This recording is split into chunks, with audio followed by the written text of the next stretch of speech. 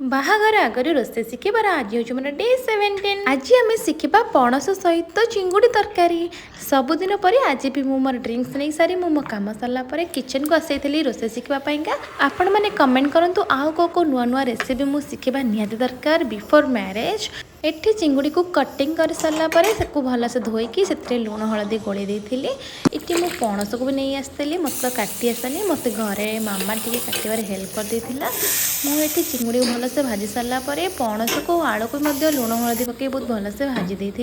एबे चलो तो तरकारी मसला रेडी करवा। पिज को मुझे भलसे काटी नहीं से अदा रसुण जीरा पकईकी भलसे पेस्ट करते जेहेतु छोट पिला आम घर अच्छा तो मतलब लंका विशेष आड कर पैन में तेल नहीं ग्राइंडिंग कर रखि मसला को आड कर सारा लुण हलदी लंका गुंड धनिया गुंड जीरा गुंड और टिके चिकेन मसला दे सारापर ताकूटे भलसे कषि नहीं कषि सारापर टमाटो पके आउ टे भलसे कषि सारापर आगुरी भाजी रखि पणस और आलू को देकी भलसे कषि देती। देखो से चिंगुड़ी पकई बहुत भलसे कषि देकी पानी देकी फुटे सारापर लास्ट को धनिया पत्र पकेला मो तरकारी रेडी हो गला।